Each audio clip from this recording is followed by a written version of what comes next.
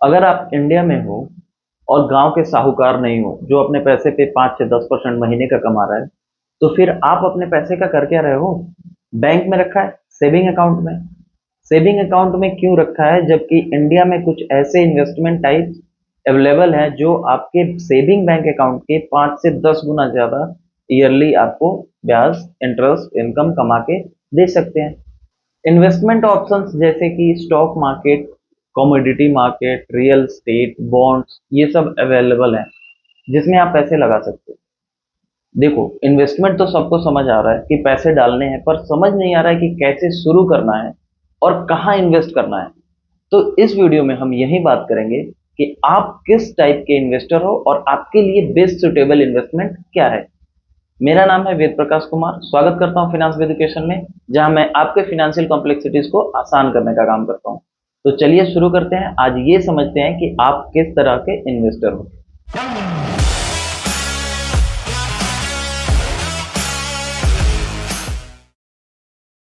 सबसे पहले मेरे हिसाब से आपको ये समझ लेना जरूरी है कि आप किस टाइप के इन्वेस्टर हो।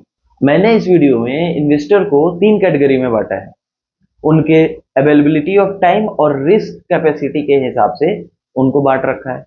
आपको ये देखना है कि आप इन तीनों में कहाँ फॉल करते हो, और अगर आप किसी कैटेगरी में फॉल करते हो तो आपको इन्वेस्टमेंट कहाँ से शुरू करना चाहिए और किस सेक्टर में आपको पैसे लगाने चाहिए, ये सीखेंगे। पहला वो है कि इन्वेस्टर जिसके पास बिल्कुल वक्त नहीं है और वो अपने इन्वेस्टमेंट को ट्रैक नहीं कर पाएगा। देखो, इसका मतलब सीधा है कि वो रिस्क लेना नहीं चाहता। रिस्क लेना नहीं चाहता है तो उसको रिटर्न भी थोड़ा शेयर मार्केट के मुकाबले, स्टॉक मार्केट के मुकाबले या हायर रेट रिटर्न के मुकाबले कम मिलेंगे। तो उसके लिए क्या ऑप्शंस हैं? पहला है ईटीएफ या फिर इंडेक्स फंड। देखो, ईटीएफ और इंडेक्स फंड क्या होता है कि आप किसी पार्टिकुलर इंडिविजुअल स्टॉक्स में पैसे नहीं लगा रहे हो, आप पूरे मार्केट में पैसा लगा रहे हो। यानी मार्केट का ग्रोथ, आपके फंड का ग्रोथ। इसमें क्या होता है, आप छोटे स्मॉल स्मॉल अमाउंट से आप इन्वेस्टमेंट शुरू कर सकते हैं पैसिवली, यानी हर दिन, डे और वीकली वाइज, मंथली वाइज आप पैसे डाल सकते हो। इसका एक्सपर्ट होता है इन्वेस्ट, जो फंड है इसका एक्सपर्ट एक फंड डिजाइन करता है और वही इसको मैनेज करता है। आपको ज्यादा कुछ करने की जरूरत नहीं पड़ती है। अपना एक फिक्स अमाउंट अपना रेगुलर बेसिस आप डालते रहो और उसका ग्रोथ जो भी रेट है, इंडेक्स का जो ग्रोथ होगा उसी के प्लस में ही आपको, क्योंकि डिविडेंड नहीं मिलता तो उससे प्लस में ही आपका ग्रोथ रेट होगा। दूसरा क्या होगा, एक तो आपको हो गया कि ईटीएफ और इंडेक्स फंड में जा सकते हैं। दूसरा आपका है पीपीएफ। पीपीएफ का बेस्ट पार्ट ये है कि ये गवर्नमेंट बैकएंड होता है, गवर्नमेंट सपोर्ट करता है इसको। गवर्नमेंट पैसे ले रही है और आपको एक फिक्स्ड रेट से आपको पैसे वापस करेगी। यानी ये एक सेट एंड फॉरगेट वाला सिस्टम है। आप एक बार पैसे डाल दो और भूल जाओ, एक फिक्स रेट से आपका पैसा 15 साल बाद आपको वापस मिल जाएगा। तो आपके पास दूसरा इन्वेस्टमेंट का तरीका ये है कि आप पीपीएफ में पैसे डाल दो। तीसरा, सबसे आसान, एक फिक्स्ड रेट से आपको बैंक इंटरेस्ट देती है, आप तो पता ही है, समझ गए होगे क्या है फिक्स्ड डिपॉजिट। फिक्स डिपॉजिट में कोई टेंशन नहीं, आपको कोई ट्रैक नहीं करना, कुछ पता नहीं करना। अपने बैंक में जाओ, बताओ कि मुझे एक टाइम में, मतलब एक बार आपको पैसा देना पड़ता है फिक्स डिपॉजिट में। आप मंथली या ये वीकली वाला वाइज नहीं कर सकते। एक मिनिमम अमाउंट बैंक सेट रखती है कि 50,000 से कम फिक्स डिपॉजिट नहीं हो पाएगा। तो एक फिक्स्ड अमाउंट बैंक के पास डिपॉजिट कर दो और एक फिक्स रेट आपको ईयरली आपके अकाउंट में क्रेडिट होता रहेगा। तो अगर आप इस टाइप के इन्वेस्टर हो जिसके पास ना समय है, ना ही वो समझना चाहता है भाई मार्केट को, ज्यादा दिमाग नहीं लगाना चाहता, तो उसके पास यही 3 ऑप्शन हैं, जो कि इंडेक्स फंड या ईटीएफ, दूसरा पीपीएफ, जो अगर सैलरी वाले हो तो आपका तो कटता ही होगा, एक अलग से शुरू कर दो। तीसरा, एफडी, बैंक में एफडी कर दो। अब बात करते हैं सेकेंड टाइप, इसको मैं बोलता हूं इंटरमीडिएट इन्वेस्टर, जो थोड़ा बहुत मार्केट की समझ भी रखता है, थोड़ा टाइम भी देना चाहता है और थोड़ा बहुत रिसर्च करना चाहता है, न्यूज वगैरह देखना चाहता है, और अपना एटलीस्ट मंथ में 1-2 बार वो अपना इन्वेस्टमेंट ट्रैक कर सकता है। अब इसमें क्या ऑप्शंस अवेलेबल है? इसमें सबसे अच्छा, सबसे सुपर ऑप्शन जो है वो पहला mutual fund, SIP. Mutual fund सबका फेवरेट है आजकल। म्यूचुअल फंड में आप पैसे डालो, ये भी पैसिव इन्वेस्टमेंट होता है, इसमें वीकली मंथली वाइज आप पैसे डाल सकते हो।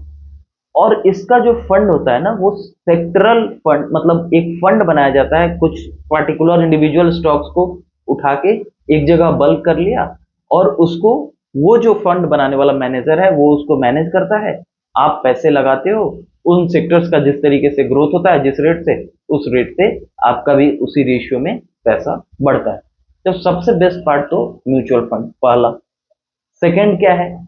सेकंड आपके लिए है गोल्ड या सोवरेन गोल्ड बॉन्ड्स, एसजीबीज जिसको बोलते हैं।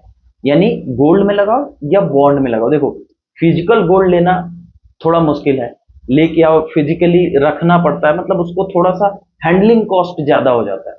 तो आप गोल्ड लो, लेकिन फिजिकली नहीं लो, बॉन्ड में ले लो या गोल्ड में ले लो, जो गोल्ड का रेट रहेगा उसमें। और इसमें एक फायदा आपको ये हो जाएगा कि अगर दुकान से गोल्ड लेते हो, अगर सच में कोई रिंग लेते हो या गहने के मतलब रूप में ले रहे हो, तो उसमें मेकिंग चार्जेस वगैरह देनी पड़ती हैं। जिस दिन बेचने जाओगे उस दिन वो उतना कम मतलब हो जाता है, उसका रेट मतलब वो कन्वर्ट नहीं हो पाता है। तो इसलिए या तो डायरेक्ट कॉइन लो, मैं तो कहूंगा फिजिकल गोल्ड नहीं लो, आप क्या करो, एसजीबीज बॉन्ड खरीदो या डिजिटल गोल्ड में चले जाओ। ये हमारा फेवरेट है, भारतीयों का फेवरेट है। अब बात करते हैं तीसरे इन्वेस्टमेंट की। ये जो इंटरमीडिएट इन्वेस्टर है, थोड़ा बहुत मार्केट रिसर्च कर रहा है, उसके बारे में बात हो रही है। अब ये क्या कर सकता है? एक हाइब्रिड या बैलेंस्ड फंड इसको बोलते हैं। हाइब्रिड फंड जनरली बैंक्स वगैरह ऑफर करती हैं आपको कि इसमें लगा लो। इसमें क्या होता है? इक्विटी और डेट। इक्विटी मतलब शेयर्स, मार्केट, स्टॉक मार्केट से कुछ शेयर, और डेट जैसे कि ये कमोडिटी, गोल्ड वगैरह या बॉन्ड्स, कमोडिटी, इन सबको मिला के एक फंड बनाया जाता है। और ये फंड आपको दोनों मार्केट के बेनिफिट देता है। एक तो इक्विटी बढ़ता है तो उधर भी, और इधर गोल्ड बढ़ता है, तो एक ऐसा फंड हो गया जहां आपको दोनों मार्केट का, दोनों साइड के मार्केट्स का बेनिफिट आपको यहाँ पे मिल जाता है। तो आप दूसरा कहाँ जा सकते थे, सॉरी तीसरा कहाँ जा सकते थे? हाइब्रिड फंड या बैलेंस फंड इसको बोलते हैं, इसमें जा सकते हो। अब बात करते हैं तीसरे टाइप के इन्वेस्टर। तीसरा इन्वेस्टर वो है जो फुल टाइम इन्वेस्टर है। मैंने उसको कहा है कि फुल टाइम इन्वेस्टर, यानी वो इन्वेस्टमेंट को पूरा समझना चाहता है और फिर मार्केट में इन्वेस्ट करना चाहता है। देखो, इस स्थिति में तो आपको सबसे पहले हाईएस्ट रिटर्न कमाने के लिए हाईएस्ट रिस्क लेना पड़ेगा, और हाईएस्ट रिस्क के लिए हाईएस्ट एजुकेशन लेवल होना चाहिए, मार्केट की समझ होनी चाहिए, तभी आप पैसे लगा सकते हो। इसमें सबसे पहला ऑप्शन तो यही है रखा है मैंने, कि सबसे पहला ऑप्शन इस टाइप के इन्वेस्टर के पास है कि वो डायरेक्ट स्टॉक मार्केट में जाए। डायरेक्ट स्टॉक मार्केट का मतलब ये हो गया कि इंडिविजुअल को ये स्टॉक उठाया आपने और उसके बारे में रिसर्च किया, उसका फंडामेंटल देखा, उसका फ्यूचर प्लान्स देखा, बैलेंस शीट देखा, फिर उसके बाद आपको लगता है कि उसके कंपटीटर का एनालिसिस करो, तब जाके आप मार्केट का मोमेंटम किस टाइप चल रहा है ये देखो, फिर आप उसमें इन्वेस्ट करोगे। इतना रिसर्च करने के लिए आपको ठीक ठाक नॉलेज की जरूरत पड़ेगी। तो आपके पास पहला ऑप्शन है कि आप डायरेक्ट स्टॉक मार्केट में इन्वेस्ट करो, यानी एक एक पार्टिकुलर स्टॉक्स या कंपनीज उठा के उसके बारे में स्टडी करो, अगर ठीक लगता है तो उसमें पैसे इन्वेस्ट करो। अभी तक हम लोग इन्वेस्टमेंट की बात कर रहे हैं, ट्रेडिंग की बात नहीं कर रहे हैं, ये दिमाग से निकाल दो। इन्वेस्टमेंट की बात कर रहे हैं, यानी लॉन्ग टर्म की बात कर रहे हैं। तीसरे इन्वेस्टर जो हैं, इनके लिए दूसरा ऑप्शन ऑफ इन्वेस्टमेंट यह हो जाएगा कि वो सेक्टरल फंड या थीमेटिक फंड बोलते हैं इसको, थीमेटिक फंड या सेक्टरल फंड में वो जा सकते हैं। देखो, इसका मतलब क्या होता है? मार्केट में हर एक सेक्टर होता है, एफएमसीजी हो गया, आईटी सेक्टर, जैसे आईटी का अलग जितनी कंपनीज हैं वो एक सेक्टर हो गई, बैंक्स की जितनी है वो एक सेक्टर हो गई, एफएमसीजी जितनी है, मेटल जितनी है, रियलिटी है, मतलब मीडिया जितनी है वो सारी, ये ऐसे सेक्टर सेक्टर में बटा हुआ है। तो अगर आपको किसी स्पेसिफिक सेक्टर को लेके फ्यूचर में क्लियरिटी है, सर्टेनिटी लग रहा है कि आपको प्रोबेबिलिटी है कि नहीं ये अच्छा करेगी, तो आप उस पर्टिकुलर सेक्टर में आप उसका फंड जो बना हुआ होता है वो ले सकते हो। अगर वो सेक्टर अच्छा चला तो आपका पैसा अच्छी ग्रोथ देगी, अगर खराब हो गया तो फिर। लेकिन ये सेक्टरल थीमेटिक चीज समझने के लिए भी आपको अच्छी खासी प्रोफेशनल सपोर्ट या फिर नॉलेज की जरूरत पड़ेगी। तो ध्यान रखो कि इस पार्ट में हम जो भी बात कर रहे हैं उसमें ठीक ठाक एजुकेशन और नॉलेज की जरूरत आपको पड़ेगी, तो आपको सीखना पड़ेगा। हम बात ही उसके लिए कर रहे हैं जो 100% फुल टाइम इन्वेस्टर बनना चाहता है। अब बात करते हैं थर्ड वाले इन्वेस्टमेंट, यानी थर्ड टाइप के इन्वेस्टर के लिए तीसरे टाइप का इन्वेस्टमेंट वो कर सकता है एफएनओ, डेरिवेटिव्स बोलते हैं। देखो, डेरिवेटिव्स का मतलब ये हो गया कि मार्केट के फ्यूचर को प्रेडिक्ट करके ट्रेडिंग करना। ये इन्वेस्टिंग वाला पार्ट नहीं होता है, क्योंकि ऐसे इन्वेस्टमेंट मतलब ऐसे डेरिवेटिव्स के क्या होते हैं कि हर एक्सपायरी होते हैं, मंथली एक्सपायरी, वीकली एक्सपायरी। हालांकि इसके तो रूल बदल गए हैं, इसके बारे में भी बात करेंगे किसी दूसरे वीडियो में। इसका एक्सपायरी एक होता है, मंथली एक्सपायरी, तो ये आप इन्वेस्ट नहीं कर सकते हो लॉन्ग टर्म के लिए। आपको एक बार किसी कॉन्ट्रैक्ट में गए, 1 महीने के लिए, 2 महीने के लिए, फिर आपको निकाल कर चेंज करना पड़ेगा, आपको दूसरे में जाना पड़ेगा। इसलिए इसको इन्वेस्टमेंट नहीं करके ट्रेडिंग बोलो आप। तो डेरिवेटिव्स ट्रेडिंग कर सकते हो, फ्यूचर एंड ऑप्शंस की बात है। इसमें हायर रिस्क और हायर प्रॉफिट की बात होती है।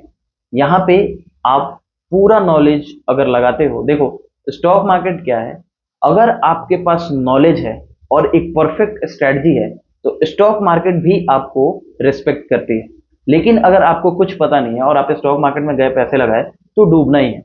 और इस तरीके के डेरिवेटिव्स वाले फ्यूचर एंड ऑप्शंस की बात करें तो उसमें तो पक्का डूबने वाले हैं। तो इसलिए आपको एक ऑथेंटिक जो एजुकेशन नॉलेज की जरूरत है वो पड़ेगी।